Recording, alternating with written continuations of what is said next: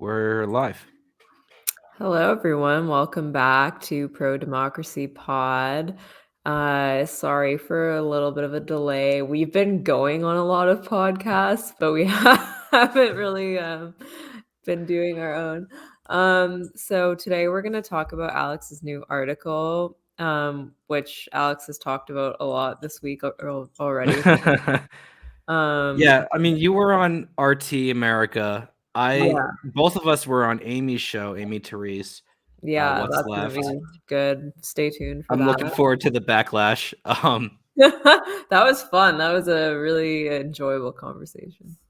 And then I did. It was, and we could talk about some of the things that we talked about there too, because I really liked what she was saying about how the left. There's no like reasonable disagreement in their view. It's like either you're a white supremacist or it's misinformation.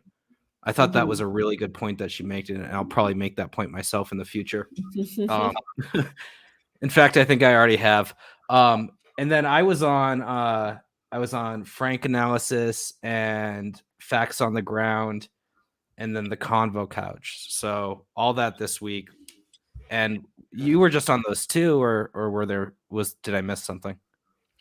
I was on RT, Amy saying, and then the panel. Oh yeah, you were on the panel too. Yeah. And like I've had the most, like I'm not going into any detail, but I've had a very chaotic 2 weeks. And I was very much like I was so dead, like so tired. I wasn't able to like even get home in time to do the panel. So I was like calling in from my car, and like all the comments were just like people being like complaining about me. So sorry, but not sorry. You know what? Like sometimes life happens. Okay. I love it when life happens because it puts. I had our show going in the background, so I started hearing you again. No, I love it when life happens, especially when you're getting a lot of hate on social media, because it puts things in perspective, and you're just like, yeah, well, I understand you guys all are upset about what I said, but I don't really care because I have a life going on. Yeah, You know. exactly. So, yeah, I can only speak of the haters and losers with great affection, as Donald Trump once said. But yeah, I think that's basically the recap of the week. I went on RT to talk about Joe Rogan. Um, I don't know if you've seen much about that recently. Oh, me? Yeah, no, I saw it, and I saw your interview. You were very good. Oh, thanks. Yeah, it's Actually, I was just looking at a headline. Jon Stewart was saying that it was very foolish of these artists to pull off of Spotify. Jon Stewart's yeah. kind of an interesting guy. For a long time I considered him. I mean, when I was young, I was like 17 and I'd watch his show every night. And I really thought he was the voice of reason. I guess I was looking at his new show a little bit. I haven't watched it, but he had like some serious regime changers on. Uh, Oh, I think really? as much as he's like kind of independent, he's still very much an establishment figure with Yeah. decades of being embedded in that milieu.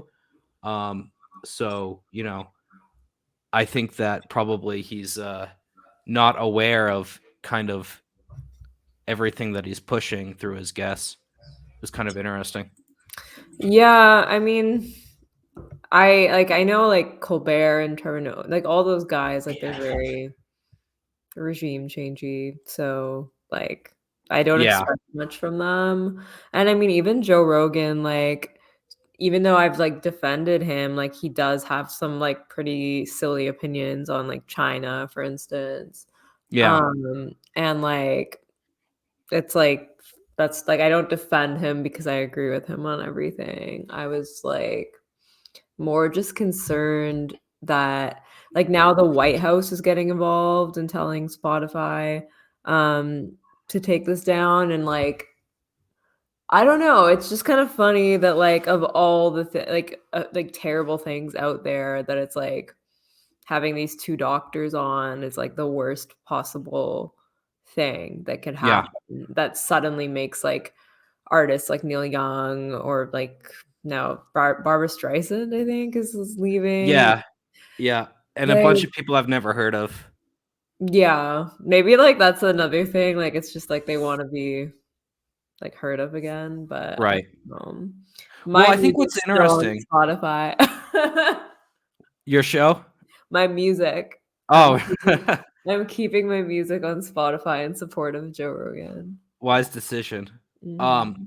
no, I think it's interesting right now, as the kind of COVID narrative collapses and more people are realizing that, everything that we were told was a conspiracy theory, 3 to 6 months ago is now the science that we were supposed to trust. So these science is changing. Um, and as that's happening, on one hand, you have the White House going after Joe Rogan. You have YouTube, which has implemented a new kind of censorship measure. Basically, they're throttling videos from new accounts that are getting a lot of views. So there's been some live streams from the convoy in Ottawa that they told them straight out. I could find it, the actual tweet, but they told them straight out that you're a new account and you're getting a lot of views, so we're throttling you, which is kind of, in my view, the antithesis of what YouTube was supposed to be. It was supposed to be a way for creators to make a name for themselves, and now they're throttling new creators under the guise of being new accounts with a lot of views. But really, I think it has more to do with the kind of information that they're putting out. And Mhm. then at the same time, I just saw, like, just before we started the show, um, there's a GoFundMe is taking money from the Ottawa convoy, money that was raised for the Ottawa convoy, and giving it to charitable foundations.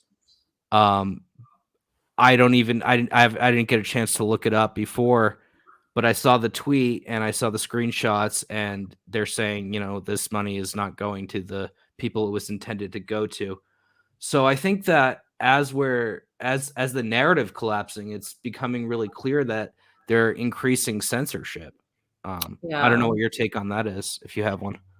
Yeah, it's kind of, it's like, because clearly, like, because I think, like, the most charitable or, like, the most there's, like, a sort of, like, naive view where it's like, yeah, they don't want these views to be heard, and that's, like, for the good of others, but, like, I don't really think that this is about not wanting, people to be heard because I think, like, either way, like, these ideas, for instance, are gonna be conveyed. It's more to create a sense of, like, fatigue and, like, make it so that you feel disincentivized from putting out content because you're gonna just have to deal with this constant shutting down.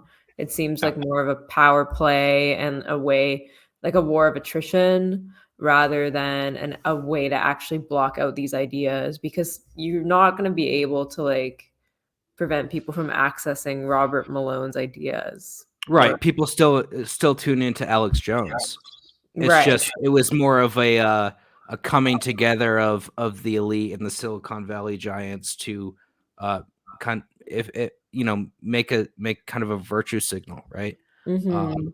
saying that this isn't tolerated. But I do think that it's interesting that they are making it harder for fundraising for anti-lockdown protests, for um, questioning of the official narratives as things are getting more as it's getting more clear that what we've been told is not really science. Mhm. The science is not science. Yeah. Well, I don't know. It's hard to say because I know like a lot of like the GoFundMe. The fact that you even I'm always suspicious of platforms like GoFundMe, PayPal, anything that deals with your money online because I don't want to have to depend on these platforms to deal with that. I don't know enough about the trucker convoy. I've been seeing a lot of debates about Yeah, it? we should talk about some of the nuance of that. But I do want to. Do you mind if I, Steve from Slow News Day, a friend of the show, Mhm. he just sent me this statement from GoFundMe. It says GoFundMe supports peaceful protests, and we believe that was the intention of the Freedom Convoy 2022 fundraiser when it was first created. We now have evidence from law enforcement that the previously peaceful demonstration has become an occupation with police reports of violence and other unlawful activity.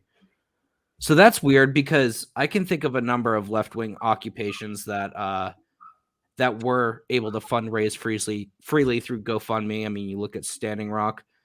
Uh, could you imagine the backlash if they had done this with Occupy? Um, To ensure GoFundMe remains a trusted platform, we work with local authorities to ensure we have a detailed factual understanding of events taking place on the ground. Following a review of relevant facts and multiple discussions with local law enforcement and city officials, this fundraiser is now in violations of our terms of service.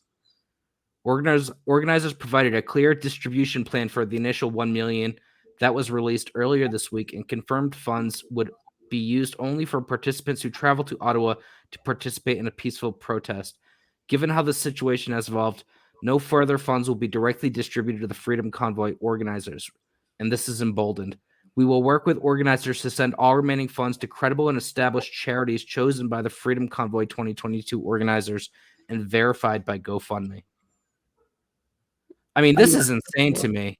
This is just straight up like They should at limiting. least refer to, like, what kind of violence has been happening. My understanding is there's a lot of noise pollution, like, there's a lot of honking, and that's, like Yeah, and, like, that is legally, yes, it's a nuisance, but it's, like, I don't really like, I think it's very hard to have any sort of protest that's not disruptive, otherwise it's not a protest. So, I don't know what yeah, yeah. and I think just setting this standard that uh, peaceful demonstrations are okay, but occupations are not okay. It's a dangerous precedent. Was I spent 3 weeks inside the Venezuelan embassy. How Part of dare what you. the U.S. government called an occupation. Of course, we were there at the invitation of the legal owners of that building, but the U.S. government called it an occupation. So would GoFundMe forbid us from that platform? Not that I don't believe there was any public fundraising, but it's it's a dangerous precedent in my view, regardless of Yeah. how you feel about the Freedom Convoy. Yeah, I mean, it has been like I know it has been like a nuisance to some people who just don't want anything to do with it. But again, that's just the nature of Right. protest, right? Like it's just like you're Yeah, I gonna don't think protests are supposed to make everyone that's around it like super happy, you know? Yeah, exactly. What's kind of been more disturbing to me as well is the fact that our prime minister doesn't want to like talk to them. Like he just kind of dismissed them as um Transphobes. yeah, transphobes, white supremacists, just stuff like that. Um and it just is very it seems like he's not acting like a proper head of state because you can't he's almost acting like a pundit because he's just kind of dismissing um an expression of discontent that's like large enough to get to him. And even if, you're to me, if you're a head of state, you need to take like large expressions of discontent seriously, even if you don't agree with it, even if the people involved are unsavory, because at the end of the day, they're still your constituents. Right. Um, but I don't Honestly, I don't think he's smart enough to contend with these issues, and so he's kind of hiding behind the veil of, "Oh, yeah, I don't negotiate with, whatever, racists, transphobes, whatever." Well, anti-Semite was the first one that he listed, which is Mm, kind of show, show well, I think that it's convenient that anti-Semitism. He had like 5 of them, right? Like 5 Did he? anti-Semitic. Yeah, I'm sure he Yeah, did. in his tweet, but anti-Semite being the first one, I just think that's hilarious. Like this He idea yeah. that Jews are like under threat by the trucker convoy. Um, they're gonna ship us off to the camps. You're gonna Um, get, like, traumatized whenever you see a truck. yeah. Well, it's all the more excuse to like stay at home, and Mm. wear my mask on inside my own house. Oh my god. Yeah, I mean, he scolded my old school once for having, like, a week that gave information about, like, Israeli apartheid, and Yeah, he was like, "I'm so ashamed to be," 'cause he and I went to the same university. he does a My lot of scolding. my old university really produced some characters. There's him, there's, Steven Pinker, Oh boy, Jordan friend Peterson. of Jeffrey Epstein. Oh, Jordan Peterson. Wow. Yeah, yeah, and me. So just, just a nice I don't really know anything about Peterson because I don't follow him, right? But it's funny to me because I don't watch any right wing content on YouTube, but YouTube is always recommending me his I know videos. everybody says that all the time, actually. Even, like, one of my friends who's a fan of Jordan Peterson was saying, like, even I think it's excessive how much Yeah. they recommend him, but yeah, I don't know. I they Have should you choose. watched him? Is he like, because I know that you have an interest in philosophy and he's supposed to be like the greatest philosopher of this generation. I don't What find him to be do you, doing are you in agreement? philosophy. I don't Yeah. think he's doing philosophy, I think he's doing psychology, which is, like, fine, but don't call it philosophy. Yeah. Um, I don't know, I thought Zizek kind of destroyed him, I but I didn't watch that. I should have watched that.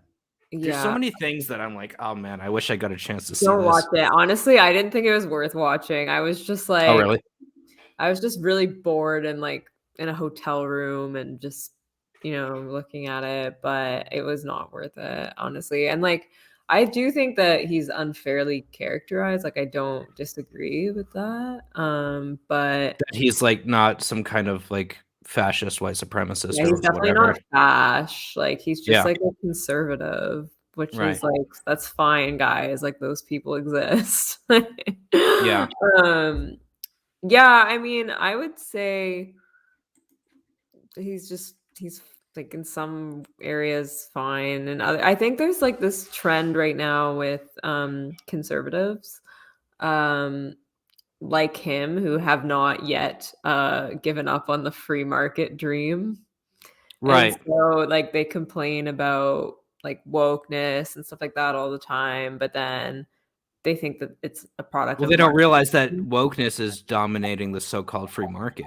Yeah, exactly. So they kind of don't connect the 2, and so Right. that's, where I think his biggest flaw is. I don't think his I mean, like, he a lot of people don't like his takes on gender, like, whatever, but I think for me, what I think is the most, like, embarrassing one is kinda like, okay. Like, there was a tweet he had that friend of the show, River, rightfully kind of put to bed where he was saying, "Oh, the free market will, like, fight back against this wokeness, blah, blah, blah, will, like, ruthlessly fight back." And then River quote tweeted it, like, LMAO with, pictures from the Pride Parade with all Yeah. the Right. corporate. Honestly, like, River could make $1 billion if he just, like, went into marketing and became, like, a brand ambassador on Twitter for, like, anyone, because he's so good at Twitter and he's so funny. Yeah, I know, for real. We'll have him back on again, I'm sure. Oh, yeah.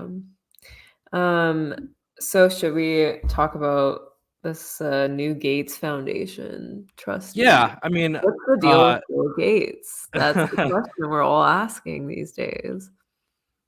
um, so I guess, the Gates Foundation, uh, announced a new board of trustees, and there's just, 4 at the moment, but, they said that they could go up to 9, and basically they're doing this in an effort to re-legitimize the organization because there was a lot of negative PR from the divorce. And 1 month after the divorce was announced, Warren Buffett, who was like the third trustee in the past, he stepped down.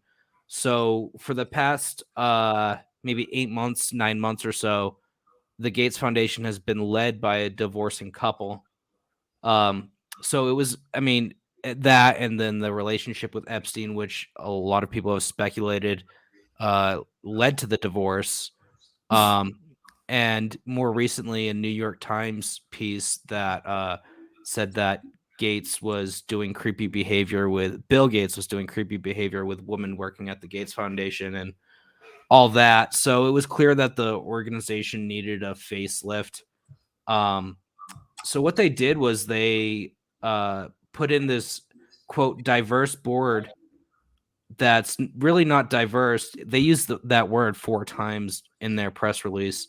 Um, but the board is, it's made up of technocrats, like financial elites, including Strive Masiyiwa, who is a Zimbabwean in exile.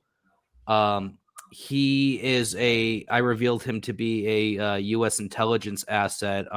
There's a WikiLeaks cable sent from the South African Embassy of the United States to the CIA and the Defense Intelligence Agency and a bunch of Western governments that identifies him as strictly protect, which is used for intelligence assets or sources. And I was able through these WikiLeaks cables to paint a picture of his involvement in a plot, his leadership in a plot to overthrow the government of Zimbabwe and basically neoliberalize its economy. For people who aren't aware, Zimbabwe. I'm sorry, I've been talking about this article so much. I'm dead. For people who aren't aware, Zimbabwe had what's called land reforms after Robert Mugabe took power and took land from basically white colonialist Afrikaners who, basically ran the country. They were the ruling class of the country, and he redistributed it to black Zimbabweans. And so that's been a big problem for the West for a long time. And they've used, they said in one of the cables that that Mugabe was trying to do with business what he did with the land. So, in other words, he was trying to nationalize it. And you see this thread of nationalization throughout my story, where you have another Gates Foundation trustee, Baroness Nimat Shafiq, who claimed that her guide to development is her approach to development is guided by the fact that her family was nationalized. She didn't say her family's business; she said her family itself.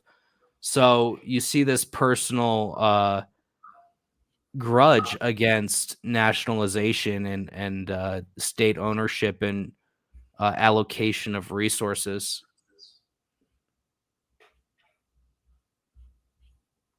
What are your thoughts, Mila? We're both so tired. I'm so sick of talking about this article. I know. And it's kind of just been shocking to me to see the extent that Bill Gates and like his organization is involved just in everything around the world. And like we have to kind yeah, of step back and be like, who is this guy? Like, where is this all coming from? It's like this, he designed a computer, great work, but but now we have this involvement in everywhere. And I think what's kind of interesting is you also mentioned in the article his investment in vaccines, yeah, which I think, I mean, since we've been talking about this a little bit, something I've noticed about Bill Gates is he seems to be very invested in the pandemic continuing, and you kind of seem to see him like also anticipating more pandemics to come.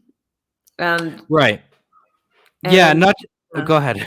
No, that's We yeah. have no groove today, it's so bad. It's kind of hilarious.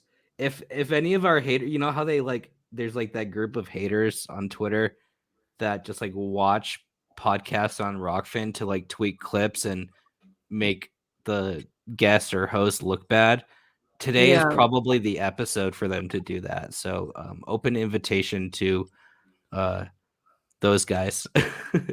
Um, but Especially because we said vaccines, how dare we? right, it set off their Google alerts or whatever. The algorithm is buzzing.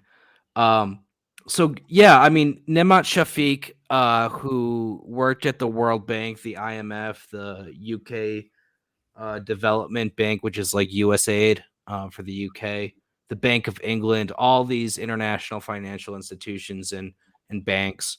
Um, she is another one I just mentioned who, she said her family was nationalized. She was appointed to the Gates Foundation board, but also back in April of 2021, she was named to the steering committee of an organization called Pandemic Preparedness Partnership. And so PPP, which is, different obviously from the US PPP, which was like what was it? CARES Act program to give money to supposedly small businesses to bail them out of the pandemic or the pandemic lockdowns, I should say. I hate that. That's one thing I really hate is like the idea that the pandemic is causing all these problems. Um, so Nimat Shafiq, she at the Pandemic Preparedness Partnership, basically what they do is they advise G7 governments. Let me just find the spot in the article really quick because it's also named the steering group. There was Gates Foundation Scientific Advisory Committee, Sir John Bell, Aurelia Nguyen, who's with COVAX, or the COVAX appointee from Gavi, which is a different organization. There's so many organizations, Mhm. all funded by Bill Gates, of course, and the Coalition for Epidemic Preparedness Innovation (CP) CEO Richard Hatchett, which is an organization that was co-founded by the Gates Foundation.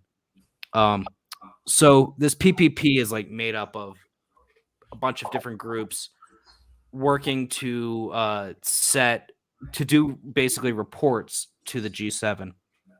So one of these groups, COVAX, uh, it's a coalition of 184 countries that basically works to send vaccines to third world countries that couldn't normally afford them. So the organizations that make up or founded COVAX, there's 4 of them, and it's many of the ones I just mentioned. It's CP, which is funded by Gates, as I just noted. The World Health Organization, which is highly funded by Gates. It's UNICEF, which is the one that actually goes to other countries and administers those vaccines. UNICEF is, of course, funded by Bill Gates. So, and Gavi's also part of it. Gavi, on its about page, says, quote, the Bill and Melinda Gates Foundation and a group of founding partners brought to life an elegant solution to encourage manufacturers to lower vaccine prices for the poorest countries in return for long-term, high-volume, and predictable demand from those countries. And that idea became Gavi. So that was Bill Gates' idea. It became Gavi, and that's what they push for, is creating long-term demand and predictable demand for vaccines. And they won't waive the patents even though Right, and of course, they're right. interested in like, giving access to vaccines, but they wouldn't waive the patents. So that's another sort of component of I this as I well. I was telling Misty yesterday on her podcast, on Facts on the Ground, and Jesse, uh, I love it when people are like, "Oh my god, how awful he's not sharing the patents," and it's just like, "Oh, that's cute." Like you're upset about that. Like, do you realize what the point of all of this is? Like, it's to sell vaccines. Yeah, And it would be self-defeating if he gave right. away the patent. Right. I mean, that would defeat the whole point of his operation, which he's put, billions of dollars into. He said that at the World Economic Forum, and I think it was last year, 2021, he told a reporter that his investments in vaccines have resulted in a 20-to-1 return. So I mean, that's a huge return. Um, but another thing I want to know really quick is that the PPP itself has basically said the same thing as Gavi, or the idea that became Gavi. Uh, in its report, it suggested that G7 governments and international organizations should, quote, also consider expanding mass adult vaccination campaigns for common diseases, both to respond to very real and pressing public health needs and to create regular demand for expanded capacity. Elsewhere in that report, they were also talking about the need to I mean, basically the idea is to have the vaccine manufacturers running at pandemic levels, even when there's not a pandemic. And the term they used for that was to keep warm those manufacturing facilities. Um, so I mean, Gates, he's really like a master of all this, in my view. I mean, it's a really brilliant operation that he's undertaken. On one hand, he's bought off the media with Mhm. Alan McLeod at Mintpress has a great piece on this with all his investments to mainstream media outlets, and he's got investments in the manufacturing. So he's got investments in manufacturing vaccines, investments in the narrative manufacturing, and he's got investments in the NGOs that like push governments to subsidize with public funds the manufacturing itself. So it's like a self-fulfilling cycle, right? Like it's Yeah. totally it works in isolate, because you have all this propaganda that fuels the manufacturing, you have the governments being pushed to do it, and then you have Gates profiting from all that. So it's not surprising that he has 20-to-1 returns. But doesn't this sound like a drug dealer to you? Like a Yeah. street dealer? Like, I'm gonna sell you some really cheap to get you hooked, and then you come back and we sell it at full price, you know? Yeah, well, like, cause I kind of wonder whenever we're dealing with these kinds of people, I always kinda wonder, to what extent are they consciously planning all this stuff, and to what extent are they not? They're just Right. following, like, more short-term economic incentives.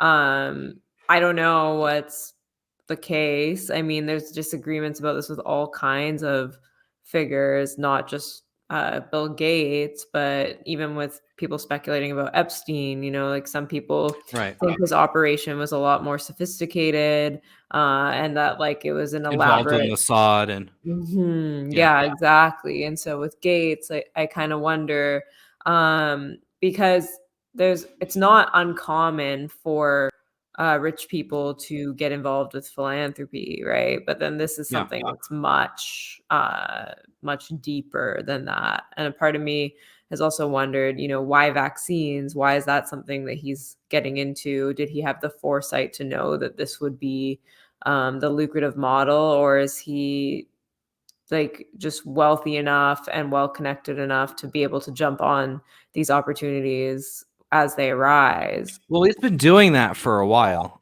Mhm.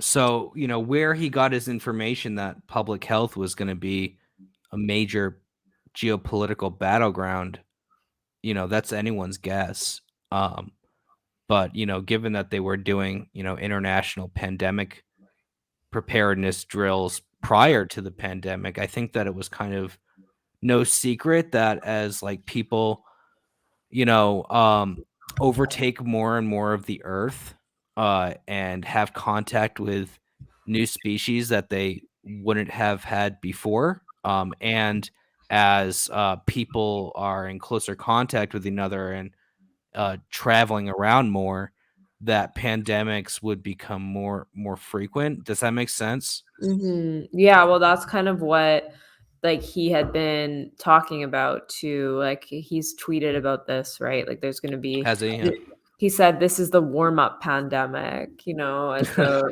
Yeah. like, very hopeful sounding, and, he's actually not someone that I had focused on that much during this pandemic because I was very concerned. I was looking at like Zoom and Facebook, because Right. obviously this has been a huge gift to big tech. Yeah. Um, and it's something that I had brought up, multiple times, especially in the context of, Zoom school. But Bill Gates is actually also somebody that has been very involved in the sort of in the education system as well. Like, Yeah. hasn't he been a huge proponent of charter schools? And so it seems like this class of people, like they have their own little pet causes, but they're all involved right now in the transformation of education. Yeah. And it And seems like all these kind of fronts that they've attacked the public or the state on are coming together during the pandemic. Like they're all it's like reaching a critical mass where all these divergent, whether it's public schooling or public health, they're coming together in a way that I don't think it's going to be easy to go back from this new normal, you know? Mhm. Uh, That's the problem too, is like I think, people are becoming too accustomed to it.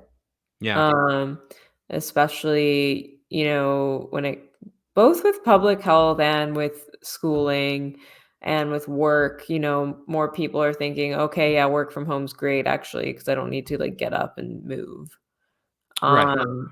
And people are Well, I moving mean, less. that's the thing. The people that are on the internet, uh, that, spend their day working from a laptop, it's very convenient for them. Who wants to go into the office to work from a computer when you can do it at your own house? But for the people that aren't of that higher class, that go to work with their toolbox and their boots on, I think it's very different. Of course, yeah.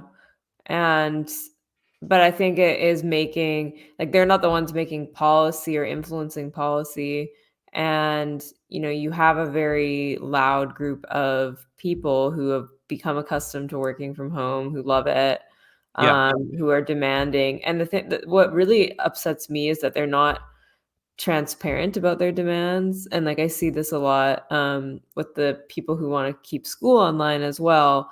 Yeah. A lot of them are saying, they're scared for their safety, um, and I just don't at least be honest. If you think it's more convenient, then be honest and say Right. that. Um, because I don't know, I just don't really think that you see these walkouts of high school students now being like, "The school is putting us in danger by having in-person school." I would have partook in that myself because I fucking hated going to school. I mean, I'm not gonna knock work from home. Like I left my office jobs with the hopes of being able to work from home. For Mhm. me, I prefer that, but I don't think that's good for the whole of society, and I don't think that's Yeah. what the whole of society wants. Um, but there's totally a dishonesty or a lack of transparency. You have these people on the left that are calling uh for lockdowns with the UBI, right? Yeah. Um, but who gets the UBI? How much? What percentage of their income is given? Um, what about unemployed people or people that are no longer on unemployment but are like jobless? Mhm. Um, how much do they get? Uh, nobody that the dollar figure has not come up. Yeah. And I think because I think that if you were to say, oh, okay, UBI for everybody in the United States, every American citizen in the United States. Well, then what about the immigrants who are not citizens that are they're maybe on work visas, or are there's other kinds of visas or the illegal people, the people that are not there lawfully, do they get a UBI or do they just starve? You know, what Mhm. about the grocery store clerks? How do you keep them at home?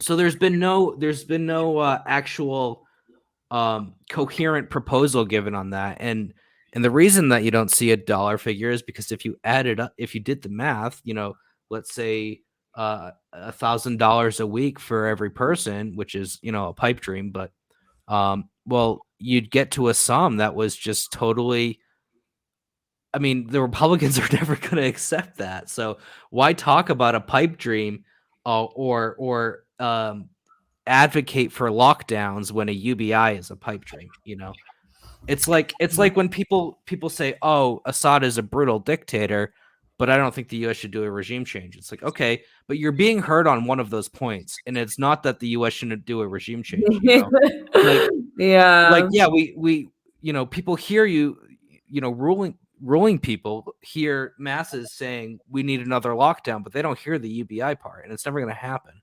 So it's, I mean, I think it's really it's unfortunate that so many people are pushing that line uh when it's so far off.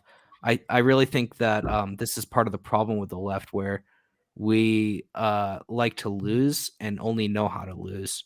And so we It's focus true. It's on true. demands that are like totally untenable to the ruling class. Well, I mean, this is the thing is again, like it seems to be going the demands seem to be very conveniently going in lockstep with what these people want, like what people like Bill Gates and the billionaire class Yeah, wants. And I mean, I don't think they would care if there was a UBI. There's a lot of billionaire support for UBI. Elon Musk has yeah, endorsed it. Like it's I think like that would be the ideal is you just pay people and like that this is how you keep them in line and yeah. subservient. You know, okay, yeah, well, I'm just going to stay at home and receive paychecks from the government, have all the, you know, working class people bring me my food. Like, Right. you know, people feel like a hero for staying at home and ordering food. Um, I know, it's incredible. and like meanwhile, it's actually really awful for public health. And this is something else that's very concerning is like childhood obesity has gone up. And because Oh, that's interesting. Yeah, I haven't people heard aren't that. moving as much. Like you don't Yeah, move. When you work from home, you like even if you don't work out regularly, like the act of like getting up and leaving your house, like you're still moving more than if you're just on your laptop at home all day. And yeah, so, like, the amount of sitting that people are doing, whether it's kids or adults, is actually bad for your health. Has very negative long-term health outcomes. And so it's not like like when you have people like Bill Gates who consider themselves like health advocates and stuff, these kinds yeah. of things are directly like opposed to actually like things that actually promote our health, you know? Right. So, I don't know, it just seems very Well, convenient. I just Googled this. Here's a paragraph from the Texas Tribune. Across the country, teenage girls are attempting to end their own lives at staggering rates, driving a 50% increase in girls being admitted to the hospital for suspected suicide attempts between early 2019 and 2021. Mhm. Yeah, I mean, and I tweeted the other day about this double standard, and I got criticized a lot Me too. for supposedly comparing smoking and drinking with the coronavirus. But let me just pull this up because a lot of people miss the point. Um, so we have. I'm so slow today. I No, apologize to our viewers. a lot of people got mad at our panel or like the panels that Oh we yeah, go and I mean, I was like, I don't really think I said many things that are controversial. Like, I was just like, I'm very concerned about mental health. And yeah, people, you know, somehow that's very capitalist of me. right, Um, but it's not capitalist to be marching in lockstep with big tech. right. So in the U.S., 480,000 people per die per year from smoking related illness, 300,000 from obesity related illness, and 95,000 from alcohol. And I made that tweet not because I was saying that coronavirus is the same as those things. Although, like, I mean, the question, I think the people who were making that criticism actually made a good point, because their view was that smoking and drinking and fast food is like a personal choice, right? Mhm. Whereas like COVID is spread uh supposedly spread by the unvaxxed, right? Super Even spreader. though it's not. What's that? They're called super spreaders, apparently. Right. So I mean that's more like eugenics. It's like blaming the victim, right? To say that these people who have been who succumb to predatory marketing practices from big tobacco and the fast food industry, with food that's designed to make you want to eat more of it, just Yeah. like on a that they're, you know, they're kind of responsible for their own health issues, whereas like the people who did the right thing and got vaxxed are are the victims of the unvaxxed, but these other Mhm. people aren't victims. I mean, this is something that you've talked about a little bit with like prioritization of of uh vaxxed people in healthcare, right? Mhm. Yeah, and basically, this is another thing is there's been justification instead of saying, we need to increase our healthcare capacity. Canada, at least, like in BC, our Liberal government had cut ICU beds significantly. Same with Ontario. And now they're saying, okay, well, how dare you unvaxxed people clog up the ICUs? Well, like, how convenient Right. that, after this is just the greatest way to get, this is how to get away with austerity 101. Yeah. Um, and especially in Ontario, where you have this like very libertarian right kind of government that is very pro austerity, that cut ICU beds in 2018. Now they're the ones, like, they have had some of the strictest lockdowns in Canada and are justifying that with like, oh, the ICUs, Right. and scolding people for these things. Well, When there yeah. was a guy in Boston who he needed a heart transplant, but because of his heart problems, the risk of heart inflammation from the vaccine, doctors advised him not to get it, right? But Mhm. because he's not vaccinated, he was taken off the waiting list for a heart transplant. Um, Yeah, like, that's insane. it's absolutely insane, and it's sad to me because I feel like on one side of this debate you have especially among the journalists, people who are happy to mock the deaths of unvaccinated people. People who are unvaxxed and die of COVID, they're happy to mock them.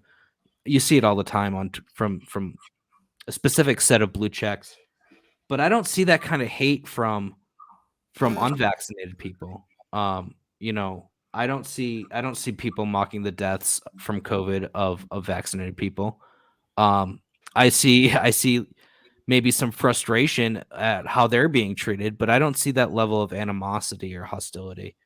Um, Yeah, it's strange. I don't know, I mean, I that I think, like, that's always a problem, is, like, people mocking deaths of their enemies or their opponents and stuff like that, and, um but yeah, it's not, I don't know, it's very insensitive and weird to me. well, I think that I mean, it's one thing to mock the death of like someone like John McCain, right?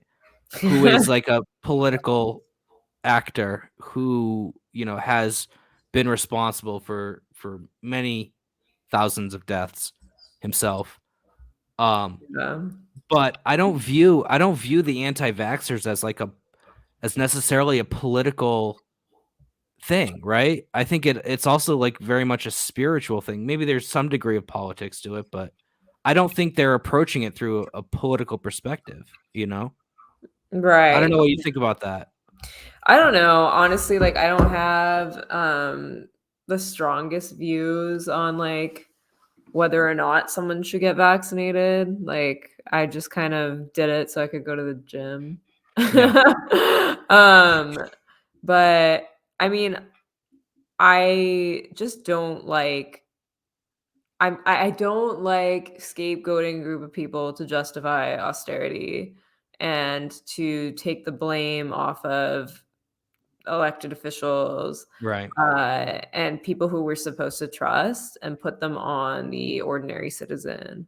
So whether that is about vaccination or not, like that is a problem.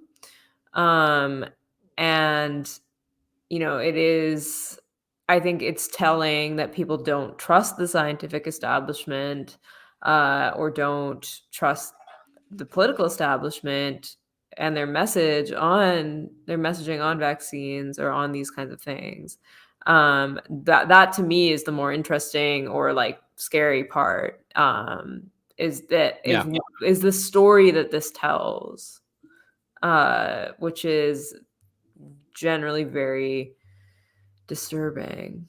And in Canada, I mean, I've kind of brought this up before, but like our government doesn't know or doesn't understand, and I've seen this with US politicians as well. Our government doesn't understand that they're elected to serve the people. They're not uh that you represent all They're the not there to browbeat they're not like there to Trudeau. browbeat, and it's also the case that they're not like you represent everybody, including the people who don't like you and didn't vote for you. Yeah. And there seems to be a problem with politicians just talking down to their constituents.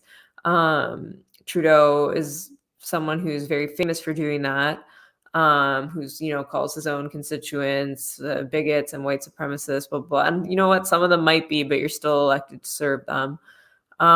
Even Aaron O'Toole, who was the leader of the Conservative Party, was calling some college students like the dumbest people you'll ever meet.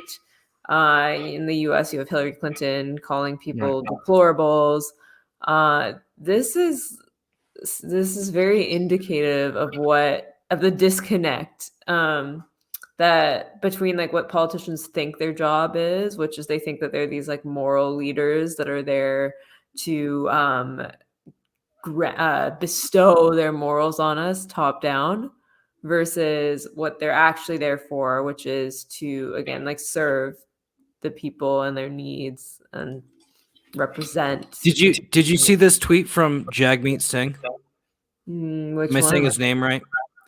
It Yeah, says jug he meat. says swastikas and Confederate flags have no place in Canada.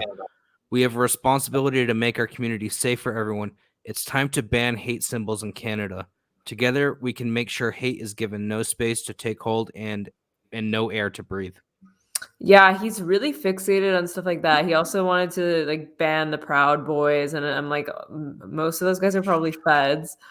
Who is But he? he's the We've leader of talked the about him on the show, but Yeah, he's the leader of the NDP, which is like our like center left party. yeah.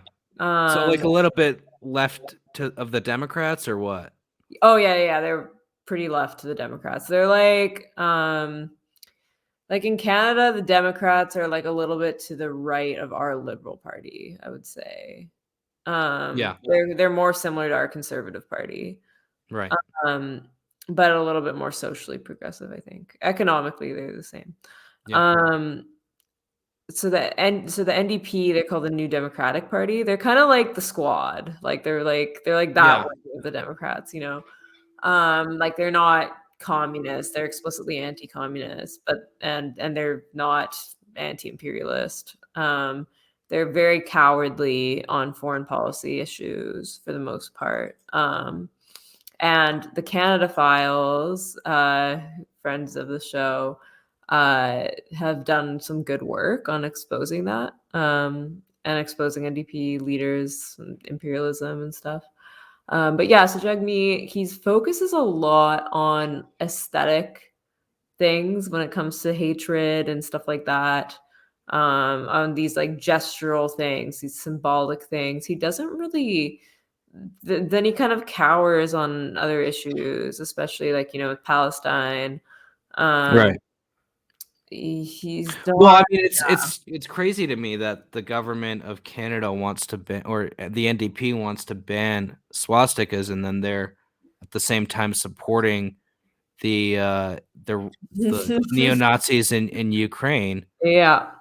And for me, it's just like, to me, look, of course, like, I'm Jewish, right? Like, there's no question that, like, I am uncomfortable seeing a swastika, right? Mhm. Um, and I don't like them. It's like, it's an awful thing. On the other hand, my view is that, like, if you censor what you see as a bad idea, then that bad idea is just going to spread underground. And Yeah.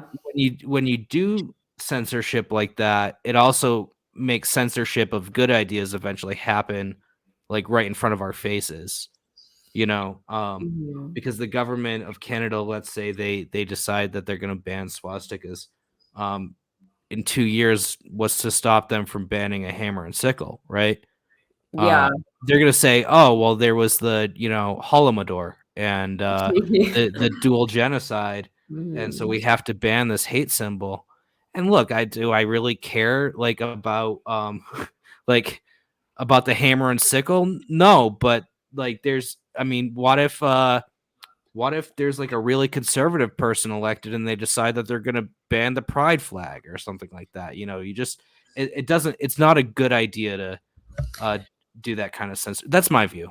Oh, yeah, totally, and I think, a lot of people who have brought this up, like, I think Matt Taibbi and Glenn Greenwald have talked about this a lot, where it's like a lot of people think that it's never gonna happen to them, like the Yeah, censorship stuff, so they think, "Okay, yeah, I can censor who I want, and it's not gonna happen to me." right, And I think that kinda happened with Alex Jones, right? Is like at first they came for Alex Jones, so to right. speak. Um, and then what happened? Now, like, they're shutting down all kinds of people's Twitter accounts and, Well, I um see I see left wingers banned all the time, or demonetized or deranked or what have you, yeah, somehow censored. And a lot of these people are the same people that celebrated Alex Jones's censorship. Um, they're not like, "How I'm could." not naming names. This is one thing I have a lot of criticisms. Um, you know, Yesterday I was criticizing a specific communist party, but I don't name names. It's not important. It's important to just talk about certain kind of perspectives and tendencies and identify why they're wrong, rather than um, you know, be like this guy on Twitter that exists to sling shit at other people that are verified. You know, I there's can't enough think, people like, of doing who you're that. referring to, so I'm like, "Okay." No, Yeah, there's a lot of people that do that. They're verified. They say they're journalists, but they don't do any journalism. They just talk about other journalists or podcasters. they talk Um, shit. yeah, and there's enough of that. So I'll just talk about the what's being said that I disagree with it, why I disagree with it, without naming anyone, because it's pointless and it's only good for engagement, right? We should pick a fight with Jagmeet Singh, just like. Well, we should have a debate. That's Yeah. the big thing. That's like the pinnacle of what I'm talking about, is like, debate me, bro. You know? Yeah, yeah. It's gonna be like a headline, like, "Self-hating Jew supports swastikas in Canada." Yeah, I love swastikas in Canada. Yeah. Um, That's yeah. that's it. Well, that's the thing is, like, the NDP, like, they really focus on these, like, peripheral issues that, Yeah. don't really mean anything, and that's kind of the issue, and, I read Jagmeet's autobiography, and it was actually, like, very moving, and he's had a very tough life, and, like, shout out to that, whatever, I sympathize, but, the function of these parties is not really to help anybody. It's I all mean, theater. social democrats were tough enough to deal with when they had, like, economics as their focus. Can't we go Mm. back to that, when the social democrats were, like, about economic issues? Yeah, Like, give 'cause me now that it's free like, I pharmacare. arguing against this id poll dogma is awful. I hate it. Like, let's just go back to the basics. Mhm. That's my view. Yeah, I mean, we don't really have yeah, we don't have much else in Canada, like I don't know, I think all the parties are not really meaningfully that different, they just have, very theatrical, immaterial differences, that's kind of the Yeah. you know, Yeah. so, not a fan. All Yeah. right. So, are you good for tonight? I'm good for the I'm night. I'm good, so burnt yeah. out. Sorry, guys, we had a tough week, but next week we're gonna be back. We're having Alex Guntag on, who is gonna be a heavy Alex show. Yeah. Um, You're uh, gonna take over. yeah, it's the Takeover the Alexes. She's written a bunch. She's a public school teacher in California. Written a bunch of stuff about how the pandemic's affected education, which is something we've talked about a little bit. But you should definitely check out her articles before tuning in if you're Yeah, feeling it's on tablet, your right? homework. This is your homework. Yeah, it's on tablet, and like Mila. tablet doesn't really have that many good things. So No, I was kind of surprised when I saw her article the other day, because yeah. I'm used to tablet putting out garbage. I hope she's not watching this and like, oh no, I can't do it anymore. But No, she's I doing great work, no, and she's doing good stuff. You know, sometimes I've written for outlets that like do not agree with me or stuff like that. I have articles in C4SS, and like one of their guys like said that Alex was flirting with the far right. So oh yeah, they don't like me over there. yeah, um, yeah. So it's well, my issue is that I have all these websites that republish my articles, and so oh, like, so right. people attack me for like my bylines that aren't actually my bylines. You know, Yeah. um, Well, they're I like, just oh, say he's like, oh yeah, yeah. go ahead. No, Oh, they get mad at me about websites that republish me rather than ones that I've actually yeah, like it's written it's for. well, for me, it's like, who cares? Like, I'll publish Yeah. with anyone. I publish with Cato. Like, whoever will put me out. I'm like, you know, I'm young. I'm making my way. Like, just let me publish with Well, whoever I want. what's our guest name again? For Alex next week? Alex Gutentag. Gutentag. All right, everybody, go read Alex Gutentag at Tablet Magazine. Mila's going to be very disappointed with you if you don't do your Don't do your homework. homework. Yeah, if you Um, don't do your readings. so join us next week. I think it's going to be Thursday or Friday. Thursday. For hopefully what will be a more inspired conversation. Yeah, we'll rest up and Maybe I'll write something new and avoid talking about it 4 times before I have we an do the show article again. that was supposed to come out like a million years ago, but like I said, I've had a turbulent few weeks, but I do have a COVID related article coming out. Oh, So good. I like it when you write about COVID. Okay. yeah, I actually don't. I hate it. I hate everyone's responses to me. They're so rude. Just Um, tweet it out and then just put your phone down or like uninstall Twitter. Don't suspend your account or anything. Just tweet your shit and then uninstall yeah, and then just come turn it back like off. 3 days later, It's, yeah, everyone having like an aneurysm. I love that. Anyway, All yeah. right. So, All right. Thanks everyone for joining us. We will see you next week.